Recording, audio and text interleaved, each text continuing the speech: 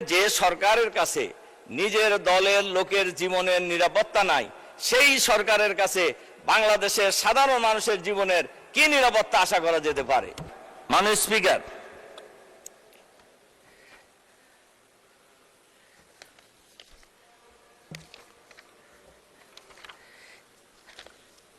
এবছরে এই সরকার ক্ষমতা আসার পরে যে বিদেশে ঋণ পরিশোধ করা হয়েছে, ঋণের টাকা দিয়ে ঋণ পরিশোধ, এটা একটা নতুন মাত্রা যুক্ত হয়েছে, যেটা আগামী কয়েক বছরের মধ্যে অনেক গুণ বৃদ্ধি পাবে। প্রায় 4 লক্ষ কোটি টাকা ঋণ পরিশোধ করতে হবে, যেটা আমাদের মতো দেশে কোনোভাবেই সম্ভব নয়।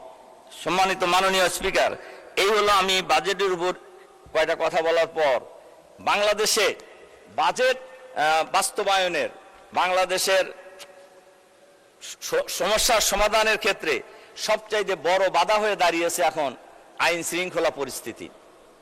আইন শৃঙ্খলা পরিস্থিতি গত 3 মাসের রিপোর্টে 100 দিনে খুন হয়েছে 605 জন, অপহরণ হয়েছে 196 জন।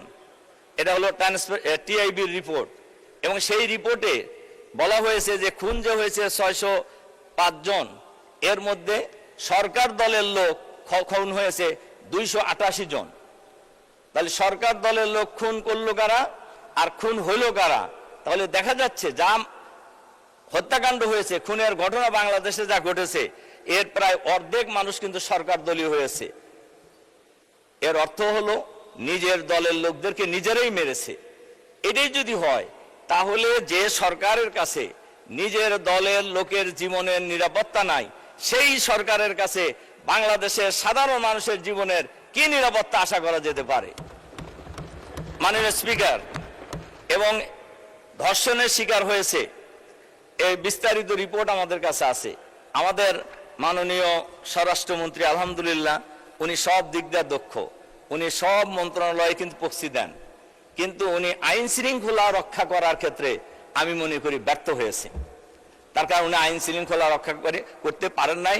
গত পরশুদিনও আপনার সব পত্রিকায় এসেছে, লক্ষ্মীপুরে মা এবং 3 জন মেয়ে, ঢাকা বিশ্ববিদ্যালয়ের একজন ছাত্রী সহ 3 বোন এবং মাকে নৃশংসভাবে হত্যা করা হয়েছে।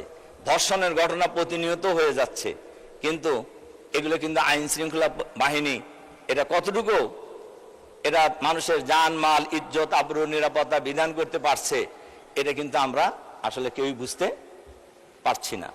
মাননীয় স্পিকার, মাদকের ব্যাপারে এই এখনই একটা বিল দেখলাম যে আমাদের মাননীয় স্বরাষ্ট্রমন্ত্রী বিল আনছেন মাদকের বিরুদ্ধে, কিন্তু মাদক আজকে এই পার্লামেন্টের আমরা সবাই, সরকারি দল বিরোধী দল, আমরা কিন্তু সবাই ঐক্যমত পোষণ করেছি যে মাদক একটা ক্যান্সার, এই ক্যান্সারের মতো একটা জাতিকে ধ্বংস করে খাচ্ছে, কিন্তু মাদক বন্ধ হচ্ছে না। মাদক সেবী এবং মাদক সেবীর সংখ্যা এখন একটা রিপোর্ট অনুযায়ী 83 লাখ, এর সিংহভাগই হলো যুবক। কাজেই দেরিতে হলেও আমাদের মাননীয় স্বরাষ্ট্রমন্ত্রী মাদকের বিরুদ্ধে বিল আনছেন। আমরা আশা করব এই বিল বাস্তবায়নের মধ্য দিয়ে, আইন পাশ করার মধ্য দিয়ে বাংলাদেশের মাঠে থেকে মাদক চিরতরে বিদায় নেবে, ইনশাআল্লাহ নেওয়া উচিত। এটা নিতে হলে মাদক সেবী চাইতো মাদক সরবরাহকারীদেরকে আগে চিহ্নিত করতে হবে, এবং মাদক যে দেশ থেকে আসছে এই আশাটা বন্ধ করতে হবে, এটাও কিন্তু স্বরাষ্ট্রমন্ত্রীর দায়িত্ব। তাহলে দেখা যাচ্ছে আইন শৃঙ্খলা পরিস্থিতির অবনতি হয়েছে মারাত্মকভাবে, দেশে কোনো আইন শৃঙ্খলা নাই, আবার মাদকের সয়লাভও হয়েছে, কিন্তু এটাও কিন্তু স্বরাষ্ট্রমন্ত্রীর সাথেই রিলেটেড। এই জন্য এই আইন পাশ করার মধ্য দিয়ে আমরা আশা করব মাদক বাংলাদেশ থেকে চিরদিনের জন্য বিদায় নেবে, আমাদের দেশের যুবকরা মাদকের এই নেশা থেকে রেহাই পাবে ইনশাআল্লাহ। মাননীয় স্পিকার, একটা কথা আমরা আগেও বলেছি এবং বলতেই হবে, সেটা হলো গণভোটের রায় বাস্তবায়ন করা। তার কারণ গণভোটের রায় বাস্তবায়ন করা, গণভোট দিয়েছে বাংলাদেশের শতকরা প্রায় 70% মানুষ, এবং আমরা সব দল মিলেই ঐক্যমত কমিশনে আমরা সবাই একমত হয়েছি সংস্কারের জন্য। এবং এবং কি কি সংস্কার হয়েছে এটা গণভোটের সময় পাবলিকলি জানানো হয়েছে এবং তার ভিত্তিতে মানুষ ভোট দিয়েছে। এবং কিন্তু আমরা লক্ষ্য করছি এই গণভোট এই পার্লামেন্টে সংখ্যাগরিষ্ঠতার জোরে বাতিল করা হয়েছে। কিন্তু বাংলাদেশের মানুষ ওনারা বলেছেন যে সংবিধানের সাথে সাংঘর্ষিক, একথা মোটেই সঠিক নয়। তার কারণ শহীদ প্রেসিডেন্ট জিয়াউর রহমান সাহেবের সময় গণভোট হয়েছে, এরশাদ সাহেবের সময় গণভোট হয়েছে, এরপরে বেগম খালেদা জিয়ার সময় গণভোট হয়েছে। তখন তো সংবিধানে গণভোটের কথা ছিল না। তখন ওইটা যদি কার্যকর হয়, এখন কার্যকর হইতে অসুবিধা কি? কার্যত অসুবিধা থাকার কোনো কারণ নেই। কিন্তু গণভোটে মানুষ রায় দিয়েছে। গণভোটকে পাশ কাটাইয়ে আসলে আমি গণভোটের ব্যাপারে একটা কথা বলতে চাই। আমাদের সরকার দলীয় বন্ধুরা হয়তো রাগ করবেন, রাগ করলেও বলতে হয়। কেয়ারটেকার সরকার 90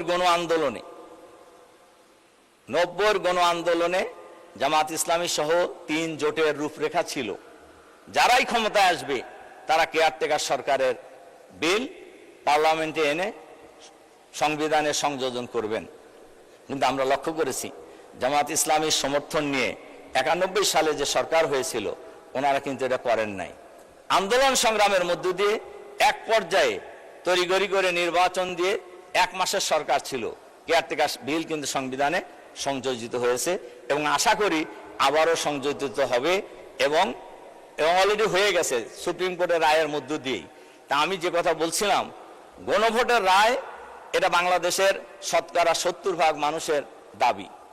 কাজে এই রায় বাস্তবায়ন করা সরকারের দায়িত্ব মেইনলি। সরকার যদি এই রায় বাস্তবায়ন করার ক্ষেত্রে গড়িমসি করে তাহলে খুবই পরিষ্কারভাবে বোঝা যাচ্ছে এইটার পরিণতি খুব ভালো হবে না।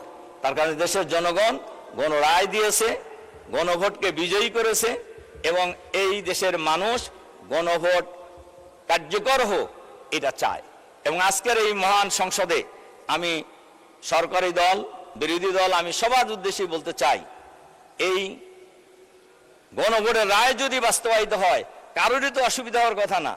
আমরা তো ঐক্যমত কমিশনে সবাই ঐক্যমত হয়েই আমরা ঐক্যমত পোষণ করেছি এবং তার ভিত্তিতেই জুলাই সনদ স্বাক্ষরিত হয়েছে।